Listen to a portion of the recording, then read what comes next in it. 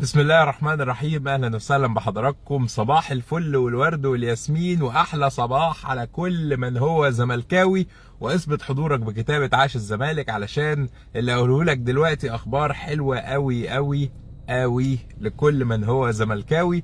وما تنساش تعمل لايك وتشير الفيديو ده في كل مكان، ووصل الفيديو ده لكل حتة، وصله لكل من هو زملكاوي في كل جروبات الزمالك. وتعالى لبابا المجال وملك الانفرادات واسمع ماذا يحدث الآن.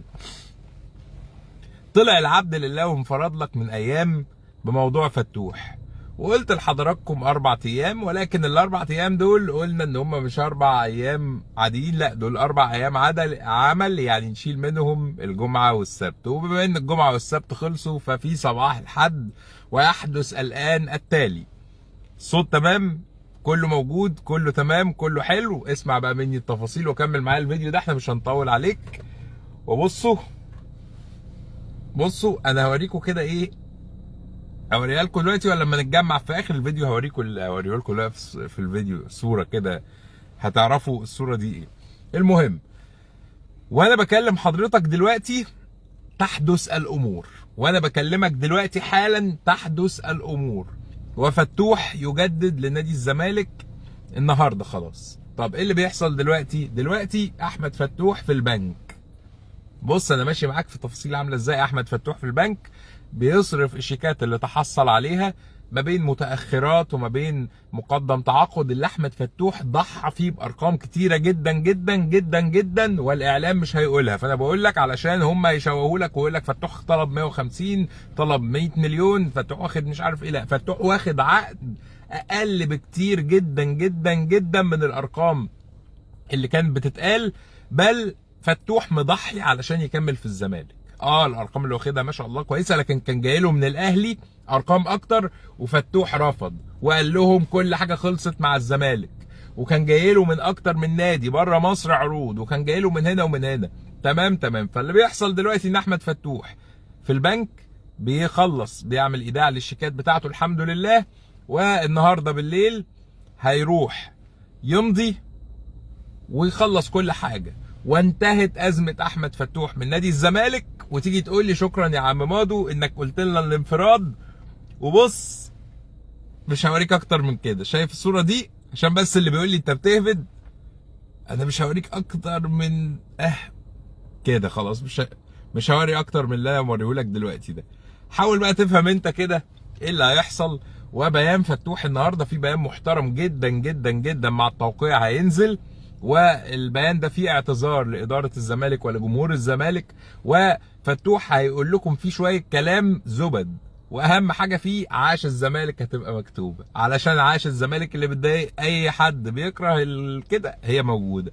والحمد لله مجهود الواحد، والله انا فخور ان انا بذلت مجهود ولو طفيف، ولو بنصيحة، ولو بكلمة، ولكن الحمد لله ممكن تقول كلمة ابرك من ناس تفضل تعمل حاجات كتير قوي ملهاش قيمة. فالحمد لله فتوح على خلاص على اعتاب انهاء كل الامور النهارده.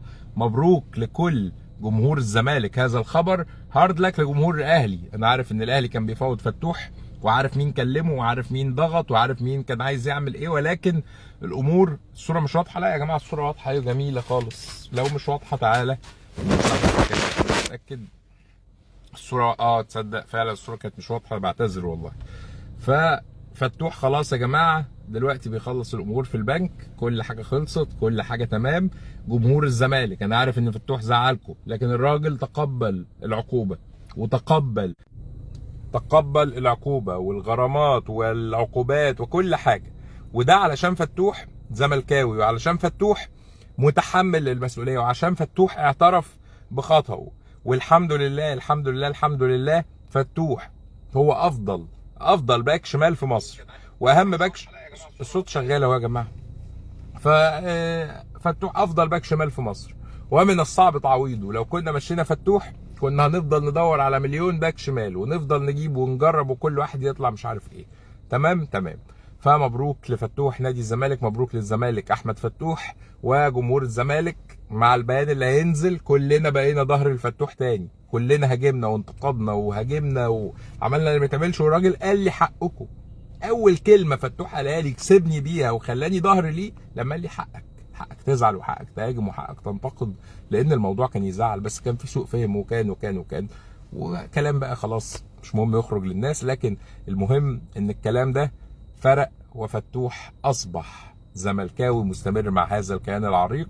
ويحدث الان تاني عشان لسه داخل فتوح في البنك بيخلص الامور، وبالليل ان شاء الله هيمضي ويتم الاعلان رسمي، ومبروك للجميع. وان شاء الله باذن الله دايما كلنا نكون متجمعين في خدمه نادي الزمالك. كان عجباني قوي تعليقاتكم، عايز اخد منها شويه تعليقات. حاضر. صباح الفل يا كابتن محمد، صباح النور يا استاذ شيرين. يلا يا شيرين شهري في كل حته، اقسم بالله انت راجل محترم وابن ناس محترمين، ربنا يخليك يا محمد يا رمضان. توأم روحي مبروك يا توأم. عاش الزمالك نور الدين، تحياتي ليك. نادي الزمالك يا عمري. زينب موسى اجدع زملكاوي، ربنا يخليك والله على راسي، اقسم بالله انت صوت الزمالك الاول، الله يبارك لك يا رب. عاش الزمالك مصطفى كينج، اقسم بالله انت راجل محترم حبيبي يا رمضان، شكرا. صباح الفل يا باشا، صباح النور يا ابو دنيا، بجد انت جدع وابن الناس، ربنا يخليك يا مصطفى المدني على راسي. يا فتوح قاعد زيزو يمشي لا يا يحيى ان شاء الله خير، وحتى لو زيزو هيمشي بطمن الناس انه لو لا قدر الله زيزو هيمشي، احنا برضو مش هنبقى خسرانين، لان الزمالك لو هيبيع زيزو هيبيعه برقم محترم جدا جدا جدا جدا جدا جدا. بستأذن حضراتكم في نهايه اللايف، كل اللي في الفيديو حالا عايزين 1000 لايك و1000 شير و1000 عاش الزمالك مكتوبه، علشان الكلام ده بعد شويه هتلاقيه نازل في كل المواقع الاخباريه وعند كل حبايبنا اليوتيوبرز ومش عارف ايه. وبشكر اسلام علوي الوحيد اللي كان عارف الدواخل والحاجات وطلع قال الموضوع وشكر وحكم موقف اللي انا عملته. لكن يعني احنا واجبنا قدام نادي الزمالك ان احنا شباب كلنا في ظهر نادي الزمالك. نادي الزمالك خيره على الكل، اقل حاجه نعملها لنادي الزمالك ان احنا نساعد ولو بنقطه ولو بكلمه ولو بفعل، ان احنا يعني اللجان الالكترونيه شغالين علينا. بس معلش بستاذن كله يعمل لايك ان احنا نحافظ على قوام الفريق، وان شاء الله دايما الزمالك يكون ميسور الحال ونكون من كويس لاحسن ان شاء الله. السلام عليكم ورحمه الله وبركاته. واعتقد كل الناس اللي شككوا النهارده وجب ان هم يعتذروا على كل التشكيك